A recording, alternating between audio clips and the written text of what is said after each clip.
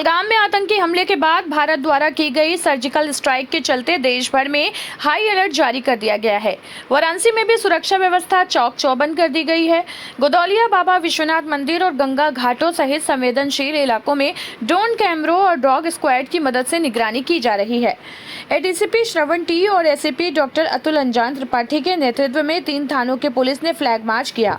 पूरे काशी जोन में 5 ड्रोन टीमें तैनात की गई हैं, जिनमें 2 माइक्रो ड्रोन सक्रिय गलियों की निगरानी कर रहे हैं। बम डिस्पोजल टीम, जल पुलिस और फूड पेट्रोलिंग को भी सक्रिय किया गया है।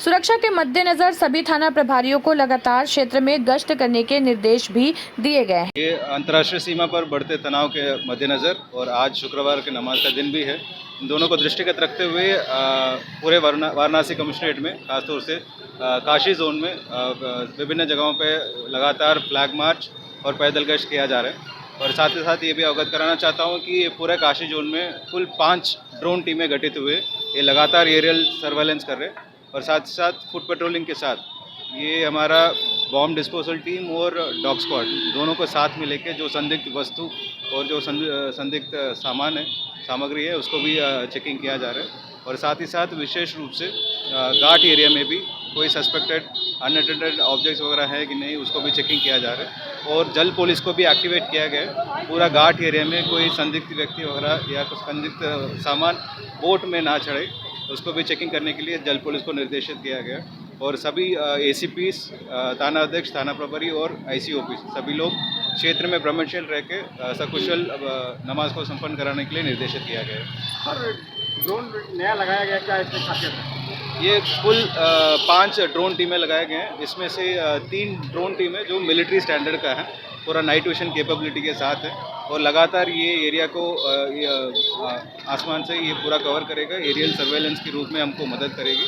और साथ ही साथ ये भी बताना चाहता हूँ, जो हमारा माइक्रो ड्रोन्स है, माइक्रो ड्रोन्स को भी इस्तेमाल किया जा रहा है ताकि हमारा जो सकरे गली में भी निगरानी हो, इसको इंश्योर करने के लिए 2 माइक्रो ड्रोन्स को भी लगाया गया है। जैसे आज जुम्मे की नमाज, इसको लेकर क्या किया गया? ये सभी राजपत्रित अधिकारीगण और ये एसीपी साहिबान को लेकर चौकी इंचार्ज तक सभी को क्षेत्र में रहने के लिए निर्देशित किया गया है। साथ ही साथ ये जो अनावश्यक रूप से जो गाड़ियाँ एंट्री हो रही हैं काशी विश्वनाथ की तरफ, उसको भी इस ये पूरा एरिया को नो व्हीकल जोन घोषित किया गया है। आज जुमे की नमाज के बाद वाराणसी के ज्ञानवापी मस्जिद में आतंकवाद के खात्मे और भारतीय सेना की सफलता के लिए दुआएं मांगी गईं। इमाम हजरत मौलाना बाती नुमानी ने देश में अमन चैन की कामना की और भारतीय जनता से अपील की कि जैसे हमारे पूर्वजों ने देश के लिए जान की कुर्बानी दी थी, वैसे ही हमें भी अपने देश की सेवा में पीछे नहीं हटना चाहिए और हमेशा जान की कुर्बानी देने के लिए देश के लिए तैयार रहना चाहिए। उन्होंने आगे कहा कि पाकिस्तान और आतंकवादियों के खिलाफ हमारी सेना हमेशा मुंहतोड़ जवाब देने के लिए तैयार है। वहीं शकील जादूगर, एक स्थानीय मुस्लिम निवासी, ने भी इस पर अपनी राय देते हुए कहा कि भारत शांति चाहता है, लेकिन जब कोई हमला करेगा तो उसे जवाब जरूर मिलेगा। ज्ञानवापी मस्जिद से यह संदेश पूरे देश के मुसलमानों के लिए है कि वे देश की शांति और सुरक्षा के लिए हमेशा तैयार रहें। बिल के मुताबिक हमने नमाजियों के दरमियान मुल्क की तरक्की और सलामती की और दहशतगर्दी से हिफाजत की दुआएं की हैं और लोगों ने भी दुआएं की हैं। और हमारी लोगों से यही अपील रही है कि मुल्क के अमन व अमान, सलामती और उसकी हिफाजत के लिए हमारे बुज़ुर्गों ने और हमारे बाप दादाओं ने जिस तरीके की कुर्बानियाँ पेश की हैं, उसी तरीके की कुर्बानियाँ पेश करने का आज भी हमारे अंदर अज़्म और हौसला वैसे ही होना चाहिए। और मुल्क की सलामती और तरक्की और हिफाजत की सारे लोगों ने वहाँ पे दुआएं की हैं। सर, ये बताइए कि ज्ञानवापी से पाकिस्तान को क्या संदेश है, किस तरीके का संदेश दे रहा है भारत का नेतृत्व करते हुए ज्ञानवापी मस्जिद? सिर्फ पाकिस्तान ही नहीं, दहशतगर्दाना गतिविधियों के अंदर जो लोग भी हों और जो मुल्क भी हों, जो लोग भी हों, शायद चाहे पाकिस्तान हो या जो लोग भी हों, सारे लोगों से हमारी यही अपील है कि ऐसी नापाक और गंदी हरकतें करना बंद करें और ऐसा कोई भी काम जो हमारे मुल्क की फ़ज़ा ख़राब करे, हमारे मुल्क की तरक्की जिससे रुके, हमारे मुल्क के लोगों की जान माल का नुकसान हो, हम कोई भी गतिविधियों को बर्दाश्त नहीं कर सकते। और हमारे पहले तो हमारा मुतालबा है हुकूमत से कि ऐसा करने वालों के ख़िलाफ़ सख्त से सख्त कार्रवाई की जाए, और हम अपने आबा व अजदाद के नक्शे कदम पर चलते हुए आज भी अपने अंदर ये हौसला रखते हैं कि इस तरीक़े की गंदी हरकतें करने वालों के ख़िलाफ़ हम भी अपने तन मन धन की क़ुरबानी पेश करते हुए अपने मुल्क के लिए हर तरीक़े का रास्ता इख्तियार करने के लिए अपने अंदर पूरा हौसला और अज़्म रखते हैं। जिस तरीके का सेना जवाब दे रही है, सही मान रहे हैं वो? सही जवाब है। सेना को हम बधाई भी देते हैं और सताइश भी करते हैं कि उन्होंने अपनी ज़िम्मेदारियों को बखूबी ये लोग अंजाम दे रहे हैं। और हमारी यही कामना है, दुआएं हैं कि हमारी मुल्क की फ़ौज जो इस तरीक़े की गतिविधियों के करने वालों के ख़िलाफ़ जो कार्रवाई कर रही है उसमें कामयाबी हो, ये हमारी दुआएं भी हैं। अंतर्राष्ट्रीय सीमा पर बढ़ते तनाव को देखते हुए वाराणसी में भी हाई अलर्ट जारी किया गया। कैंट रेलवे स्टेशन के डायरेक्टर अर्पित गुप्ता ने बताया कि सुरक्षा व्यवस्था कड़ी कर दी गई है। आरपीएफ और जीआरपीएफ के जवान 24 घंटा तैनात और स्टेशन पर हर कोने में पेट्रोलिंग हो रही है। मेटल डिटेक्टर और एक्सरे मशीनों से यात्रियों और पार्सल की जांच की जा रही है। स्टेशन पर 110 सीसीटीवी कैमरे और डॉग स्क्वाड टीम भी लगाई गई। संदिग्ध व्यक्ति को तुरंत पूछताछ और जांच की जाती है। जी, वाराणसी जंक्शन स्टेशन पर हमने अभी जो प्रेजेंट जो स्थिति है उसको देखते हुए हमने सुरक्षा व्यवस्था थोड़ी कड़ी की है। हमारे जो आरपीएफ और जीआरपीएफ के जो जवान हैं वो 24 घंटे मुस्तैदी से तैनात हैं और पेट्रोलिंग कर रहे हैं। यदि किसी यात्री पे कुछ शक होता है, उसके सामान की जो है जांच की जाती है। हमने यहाँ पे अपने डोर फ्रेम मेटल डिटेक्टर्स लगाए हुए हैं ताकि अगर कोई संदिग्ध वस्तु का कुछ पता लगता है तो वहाँ पे अलार्म बजे। इसके अलावा हमारी जो बैग स्कैनर मशीन है वहाँ पर भी हमने स्टाफ डिप्लॉय किया है कि जो भी कोई व्यक्ति स्टेशन में आ रहा है वह अपना बैग चेक करवा कर ही आए। हमारे यहाँ पे जो पार्सल स्कैनर मशीन है वहाँ पे हमने अपनी फोर्स डिप्यूट की है और जो भी कोई पार्सल हमारे यहाँ स्टेशन पे बुक हो रहा है तो उसकी भी जो है हम उस एक्सरे मशीन से जो है जांच कर रहे हैं। कितने कैमरे लगाए गए हैं और क्या? हमारे पास यहाँ पर तकरीबन 110 से कुछ थोड़े ज़्यादा कैमराज़ हैं। सभी कैमराज़ जो हैं हमारे फंक्शनल हैं। तो जो हमारा कंट्रोल रूम है, जो सीसीटीवी कंट्रोल रूम है, वहाँ पे 24 घंटे जो हमारा स्टाफ है वो उसकी मॉनिटरिंग कर रहा है। इसके अलावा हमने स्टाफ को हैंड हेल्ड मेटल डिटेक्टर्स और साथ में जो हमारा डॉग स्क्वाड है वो भी उपलब्ध करवाया है, तो उससे भी जो है जाँच नियमित रूप से करवाई जाती है। ये पहलगाम घटना देखते हुए सब हो रही है? जी, सिक्योरिटी के जो मेजर्स थे वो पहले भी हमारे यहाँ पर स्ट्रिक्ट थे, लेकिन जो पहलगाम की घटना को देखते हुए यहाँ पर हमने चौकसी बढ़ा दी है और इसके साथ साथ जो हम स्थानीय जो हमारी सिविल पुलिस है उसके साथ भी टच पे हैं, उनके द्वारा भी समय समय रहते हुए यहाँ पर गश्त की जाती है। रेलवे ट्रैक पर भी किस तरह सुविधा की है? रेलवे ट्रैक पर भी हमने जो अपने जो हमारा स्टाफ है उसको हमने काउंसल किया है कि यदि किसी प्रकार की कोई संदिग्ध वस्तु या कुछ पाया जाता है तो वह तुरंत जो है हमारे कंट्रोल रूम में सूचित करें। आसपास रेलवे ट्रैक रहने वाले को भी छीन किया गया है कुछ ऐसा? जी, सरकार की तरफ से जैसे अलर्ट जारी किया गया है कि सब जो जिम्मेदार नागरिक हैं इस देश के वो इस जो परिस्थिति है इसमें पूरा अपना कोऑपरेट करें और सब लोग सजग रहें। वाराणसी में लंका पुलिस ने 2 शातिर बाइक चोरों को धर दबोचा। ये चोर लोटूगिर अंडरपास के पकड़े गए। पुलिस ने जब इनके पास से पूछताछ की तो चौंकाने वाले खुलासे हुए। ये लोग पहले भी कई बार बाइक चोरी कर चुके। चोरी की बाइकों को ये सस्ते दामों पर राह चलते लोगों को बेच देते थे। बिना किसी दस्तावेज के पकड़े जाने पर इनके पास से 3 चोरी की बाइक और 3,555 रुपए नगद बरामद हुए। चोरों के नाम है आनंद सिर्फ उर्फ सनी और अंकित मौर्य। पुलिस अब इनके पुराने रिकॉर्ड खंगाल रही है और ये पता लगाया जा रहा है कि ये बाइक किस किस को बेच चुके हैं। 9 मई 2025 को एक मुखबिरी सूचना पर एक संज्ञान में आया है कि 2 अभियुक्त जिनका नाम है आनंद सिंह और अंकित मौर्य, ये एक संगठित गिरोह चलाते हैं और इनके द्वारा बाइक जो है चोरी की जाती है। इसमें ये पुरानी बाइकें जिनके लॉक जो है पुराने हो जाते हैं उनको एक मास्टर की टाइप से यूज़ करके जो है उनको वहाँ से उठा लेते हैं और एक एंड यूज़र को जाकर जो है बेच देते हैं। इस सूचना पर थाना लंका की एक टीम ने दबिश दी और मौके से 3 बाइकें बरामद की। इसमें एक बाइक जो अभियुक्त की थी इसमें प्रयोग की गई थी वो भी बरामद की गई है इस कार्रवाई के क्रम में थाना पर मुकदमा पंजीकृत करके सुसंगत धाराओं में इनको जेल भेजा जा रहा है। अग्रिम विधिक कार्रवाई की जाएगी।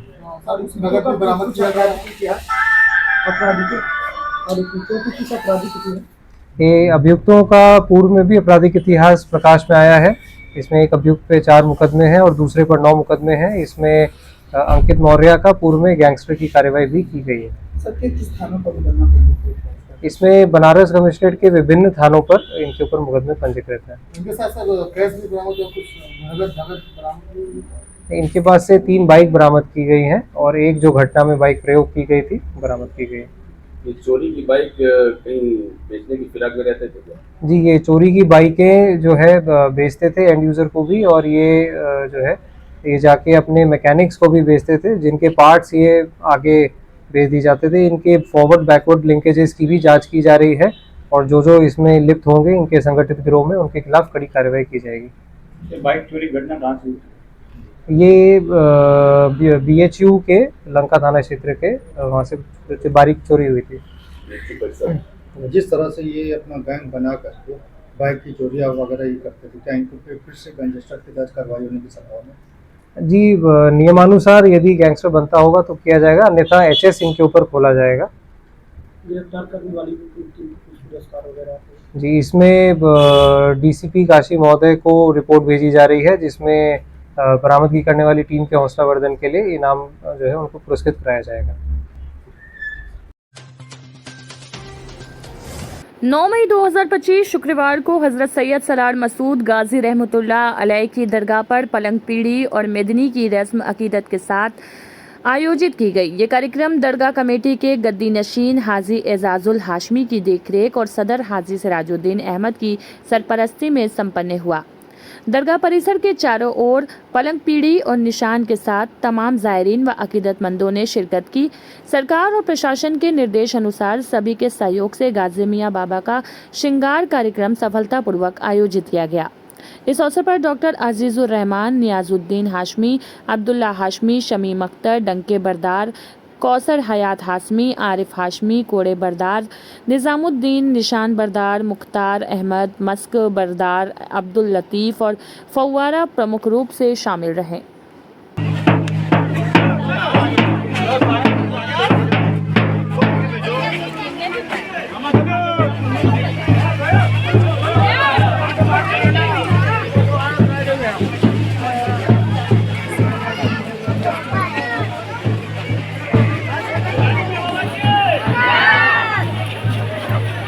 मेरा नाम अब्दुल्ला सिराज मसूदी, दरगाह खादिम काजी मियां कमेटी। क्या कार्यक्रम यहाँ पे? आज का कार्यक्रम मेहंदी का जुलूस जो दरगाह बनारस से बहराइच शरीफ के लिए जाता है, इस बार प्रशासन के आदेश अनुसार हम लोग बहराइच शरीफ नहीं भेज रहे हैं, वो यहीं से निकल के वापस कैंपस में आके ही समाप्त हो जाएगा। क्यों नहीं जा रहे, कारण क्या? इसका कारण ये है कि इस समय देश में युद्ध का माहौल है और बहुत सारी परेशानियां भी, इस वजह से हम लोगों ने कमेटी दरगाह की बैठाई। उस कमेटी में तय पाया कि हम लोग यहाँ से निकाल के वापस दरगाह में ही लाकर समाप्त कर देंगे।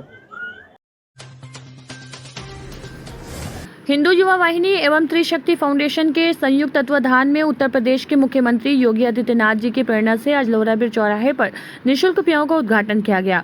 इस सेवा कार्य का संयोजन श्री अमृत सिंह भोला, सदस्य VDA के नेतृत्व में संपन्न हुआ। प्याऊ का उद्घाटन लोहराबीर व्यवसायी समिति वाराणसी के अध्यक्ष श्री रजनीश कन्नौजिया द्वारा पंडित सोनू महाराज के मंत्रोच्चारण के साथ विधिवत रूप से किया गया। इस अवसर पर संस्था के महामंत्री श्री दिनेश अग्रवाल, हिंदू युवा वाहिनी से श्री दिनेश अग्रेरी एवं श्री अंकित सिंह सहित अनेक क्षेत्रीय व्यापारी, समाजसेवी व कार्यकर्ता उपस्थित रहे। ये पहल भीषण गर्मी में राहगीरों के लिए राहत का कार्य करेगी और जन सेवा की भावना को मजबूती प्रदान करेगी। आज त्रिशक्ति सेवा फाउंडेशन हिंदू वाहिनी वाराणसी महानगर के संयुक्त तत्वाधान में निःशुल्क प्याऊ का शुभारंभ पूज्य योगी आदित्यनाथ जी महाराज की प्रेरणा से लोहराबीर चौराहे पे शुभारंभ किया गया, जिसका उद्घाटन लोहराबीर व्यापार समिति के अध्यक्ष बड़े भाई रजनीश कन्नौजिया जी के करकमलों द्वारा शुभारंभ हुआ है। ये प्याऊ शहर में लगातार आ रहे उन तीर्थयात्रियों के लिए, साथ ही साथ भीषण गर्मी व्याप्त है, आप देख रहे होंगे जो है, तो अन्य चौराहों पे भी त्रिशक्ति सेवा फाउंडेशन हिंदू वाहिनी ने शहर के अन्य चौराहों पे भी निःशुल्क प्याऊ लगाने का निर्णय लिया है। इसी क्रम में लोहराबीर से इसका शुभारंभ हो रहा है। वाराणसी के नगवा स्थित इंटरनेशनल हिंदू स्कूल में 9 मई 2025 शुक्रवार को मदर्स डे बड़े ही भावनात्मक और उत्साहपूर्वक माहौल में मनाया गया। कार्यक्रम की शुरुआत सरस्वती वंदना से हुई। विद्यालय की प्रबंधक संध्या मिश्रा ने माताओं के महत्व पर प्रेरणादायक भाषण देते हुए कहा कि माँ हमारे जीवन की नींव और पहली गुरु होती है। प्रधानाचार्य संतोष कुमार तिवारी ने कहा, माँ ईश्वर का प्रतिरूप है जिसे धरती पर भेजा गया है। कार्यक्रम में नर्सरी से यूकेजी तक के छात्रों और उनके अभिभावकों ने भाग लिया। गेम्स, हेल्दी टिफिन प्रतियोगिता और मदर एक्टिविटी जैसे आयोजन आकर्षण का केंद्र रहे। कार्यक्रम का समापन उप प्रधानाचार्य गणेश शंकर चतुर्वेदी के धन्यवाद ज्ञापन से हुआ। इस अवसर पर विद्यालय के सभी शिक्षक, विद्यार्थी और शैक्षणिक सलाहकार जयंती सामंत भी उपस्थित रहे। जिसे हम लोग गांधारी कहते हैं, अपनी आंखों पे पट्टी बांध रखी थी, ताकत उसकी। कहा, बेटा तुम मेरे सामने तुम आना, और जिस दिन तुम आना उसमें कोई वस्त्र न हो, और ये मेरा पूरी तरह से तुम्हारे लिए आशीर्वचन और पूरी तरह से विश्वास है कि मैं देखूंगी तो तुम्हारा शरीर वज्र का हो जाएगा और तुम्हें कोई भी तुम्हें जो है नुकसान किसी भी अस्त्र से नहीं पहुंचा सकता। और हुआ भी यही, लेकिन दुर्योधन छल से मारा गया क्योंकि उसने अपने कमर पे उस हिस्से को जो उसका अपना निजी अंग है उसको ढकने के लिए उसने कि मैं बड़ा हो गया हूँ, माँ के सामने जाता है और वह माँ उतनी दूर तक नहीं देख पाती है जो कमजोर हो जाता है। जहां तक देखी थी माँ वह पूरा वज्र हो जाता है। ये माँ की ताकत है। तो माँ को आशीर्वाद लेने के लिए अगर किसी के पास समय नहीं हो तो भी एक दिन जरूर आओ, उसको जरूर उसके चेहरे पर मुस्कान लाओ। मैं सारे बच्चों को ये संदेश देता हूँ कि अपने जो भी वृत्ति है उसमें मशगूल हो, सही है, चलता है, लेकिन अपनी माँ को मत भूलना। धन्यवाद सर। आजमगढ़ में 9 मई 2025 उत्तर प्रदेश शासन द्वारा आम नागरिकों को त्वरित आपातकालीन सेवाएं उपलब्ध कराने के उद्देश्य से आजमगढ़ जनपद को यूपी 112 प्रणाली के अंतर्गत 9 नई 2 पहिया PRV पुलिस रिस्पांस व्हीकल प्रदान की गई। इन वाहनों का फ्लैग ऑफ कार्यक्रम रिजर्व पुलिस लाइंस आजमगढ़ में वरिष्ठ पुलिस अधीक्षक हेमराज मीना के निर्देशन में आयोजित किया गया, जहां अपर पुलिस अधीक्षक ग्रामीण चिराग जैन ने सभी 9 PRV को हरी झंडी दिखाकर रवाना किया। इस अवसर पर अपर पुलिस अधीक्षक ग्रामीण चिराग जैन ने कहा, इन नई 2 पहिया PRV के संचालन से दूरस्थ और तंग गलियां वाले क्षेत्रों में भी अब नागरिकों को त्वरित पुलिस सहायता मिल सकेगी। यह पहल जनपद में कानून व्यवस्था और सुरक्षा तंत्र को और अधिक सशक्त बनाएगी। फ्लैग ऑफ किए गए PRV वाहनों को अलग अलग थानों में आवंटित किया गया है। इनमें कोतवाली को 6, देवगांव को 1, तहबरपुर को और 1, अहरोला को 1 PRV दी गई है। इस नई व्यवस्था के बाद जनपद में कुल 26 2 पहिया PRV हो जाएगी, जबकि पहले से ही 52 4 पहिया PRV कार्यरत है। इस अवसर पर क्षेत्राधिकारी नगर गौरव शर्मा, प्रतिसार निरीक्षक समेत पुलिस विभाग के अन्य अधिकारी व कर्मचारीगण भी मौजूद रहे। साथ ही गर्मी को ध्यान में रखते हुए 29 पुरानी 4 पहिया PRV में तैनात कर्मियों को वाटर कैन भी वितरित किए गए, जिससे ड्यूटी के दौरान पेयजल की कोई समस्या न हो। सर, आजमगढ़ पुलिस ने 100 नंबर वाहनों की संख्या बढ़ाई है। सर, क्या है ये पूरा? देखिए, आप सबको जानकारी है, उत्तर प्रदेश पुलिस के द्वारा इमरजेंसी रेस्पॉन्स के रूप में 112 के वाहनों को चलाया जाता है, जिसके क्रम में आजमगढ़ पुलिस को पहले से 52 4 पहिया और 17 2 पहिया वाहन आवंटित थे। इसी व्यवस्था में और क्रियाशील बनाने के लिए और इसको इफेक्टिव बनाने के लिए 9 वाहन आवंटित किए गए थे, जिनको आज हरी झंडी दिखाकर रवाना किया गया है। इनसे हमारा रेस्पॉन्स टाइम और बेहतर बनेगा। इससे हम लोग और लोगों की समस्या पे तुरंत रूप से पहुंचकर समस्या का निस्तारण कर सकेंगे। किन किन थानों में आवंटित किया? ये 9 व्हीकल हमने 6 कोतवाली में, 1 तैवरपुर में, 1 एरोला में और 1 देवगांव में आवंटित की है। इनसे इन थानों की रेस्पॉन्स में इफेक्टिवनेस आ सकेगी। सर, रिस्पॉन्स टाइम की बात की जाए तो जो 4 पहिया वाहन है 100 के, उसको किस तरीके से अभी वो किया जा रहा है?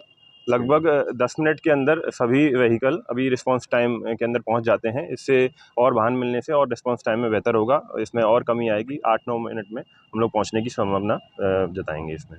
ठीक। विनय कुमार सिंह का वाराणसी आगमन, किसानों के हित में दिया आश्वासन। बता दें कि आगमन पर भारत सरकार के खाद्य एवं सार्वजनिक वितरण विभाग में सदस्य नामित विनय कुमार सिंह का नागरिकों ने गर्मजोशी से स्वागत किया। अशोकपुरम कॉलोनी में पत्रकारों से बातचीत में उन्होंने कहा कि सरकार ने जो जिम्मेदारी उन्हें सौंपी है वो उस पर खरा उतरेंगे। उन्होंने कहा कि अब बिचौलियों की भूमिका खत्म होगी और किसानों को उनकी उपज का पूरा भुगतान सीधे गोदाम या सरकारी माध्यमों से मिलेगा। साथ ही खाद की कमी को दूर करने और किसानों के समस्याओं के समाधान के लिए निरंतर प्रयास करने का आश्वासन दिया है। विनय कुमार सिंह है। मैं मूल रूप से निवासी चंदौली जनपद का हूँ। मेरा चंदौली जनपद में खरोजा गाँव पड़ता है और मेरा यहाँ भी आवास है। आज किस लिए कॉन्फ्रेंस रखे हैं, उद्देश्य क्या है कॉन्फ्रेंस के आपके? कॉन्फ्रेंस का उद्देश्य एफसीआई का भारत सरकार द्वारा हमको मेंबर बनाया गया है। मोदी जी के द्वारा जो है प्रहलाद जोशी जी जो है उसके मंत्री है, उन लोगों द्वारा एक दायित्व दिया गया है हमको चंदौली और यहाँ से भारत सरकार के द्वारा यूपी स्टेट के लिए, उसी के जो है उपलक्ष्य में हम लोगों ने रखा। क्या इस आपको जो पद मिला है किस तरह पद का निर्वहन करेंगे, क्या क्या आपका विचार है आगे, क्या किस तरह से अपने इस कार्यक्रम में जो है प्रोग्रेस करेंगे, क्या कैसे लोगों से मिलेंगे? देखिए हम लोग जो है पिछड़े जिले से आते हैं। हम लोग का एक बहुत अच्छी पिछड़ा जिला है और हमारे यहाँ के किसान बहुत जो है परेशान रहते हैं खरीद बिक्री को लेकर। अनाज की खरीद बिक्री, मंडी की जो है स्थिति, उसके बारे में हम लोग थोड़ा सा उस पर जो है काम करेंगे। और जो APL BPL कार्ड वाले हैं वो भी परेशान रहते हैं, तो हम लोग क्योंकि पिछड़े ज़िले से हैं, सारे लोगों के दुख दर्द को समझते हैं, उसके अनुसार हम लोग आगे जो है काम करेंगे। उस पर कितना जो है काम हुआ है और आगे क्या करना है। क्या लग रहा है कि अभी क्या चीज़ नहीं हुआ जो आपको जो बहुत तेज़ी से उसको करने की आवश्यकता है? बहुत तेज़ी से करने की आवश्यकता धान की जो है, जो हम लोग का धान है उस पर बहुत ज़्यादा खरीद नहीं हो पाती है और किसानों का धान खलिहान में रह जाता है। हम लोग भी चूँकि हम किसान बैकग्राउंड के भी हैं, हमारा जो है पृष्ठभूमि भी किसानों का ही है, तो किसानों हैं और धान जो है औने पौने दाम पे जो मार्केट में जाता है उसको न जाके पूरा धान जो है क्रय केंद्रों पे जाए। हम लोगों का मुख्य उद्देश्य यही है। तो किसानों से आप लोग कैसे संपर्क करेंगे, किस तरह से उनसे जो है अपना जो है कम्युनिकेशन बनाएंगे, किस तरह से वार्ता करेंगे, कैसे जाएंगे? गांव सारे जो है लोग जो रहने वाले हैं, बहुत सारे लोग परिचित हैं, बहुत लोगों को मीडिया के माध्यम से, बहुत लोगों को प्रधान लोगों के माध्यम से हम लोग सूचित कराएंगे, अवगत कराएंगे।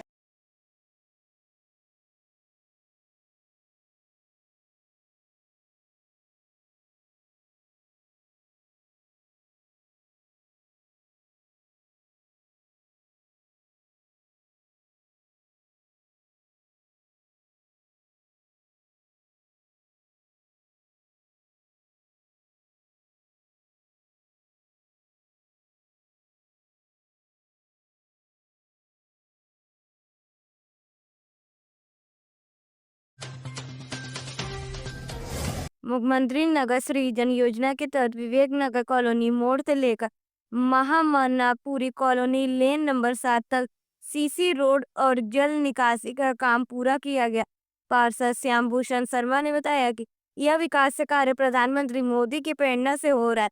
इस मौके पे महापौर अशोक तिवारी, पूर्व विधायक सुरेंद्र सिंह और कई स्थानीय लोग और पार्टी कार्यकर्ता भी मौजूद रहे। श्याम भूषण शर्मा, पार्षद करौदी। पार्षद की विकास कार्य देखा जा रहा है, मेयर साहब आए थे, विधायक भी बैठे हैं, पूरे विधायक, क्या कहना चाहेंगे? काम तो जो भी नवसृजित वार्ड हैं हम लोगों के, अभी 27 मई को हम लोगों को 2 वर्ष पूर्ण हो जाएंगे। 2 वर्षों में हम लोगों ने जहाँ जहाँ जो गांव थे, गांव को शहर बनाने का प्रयास हो रहा है।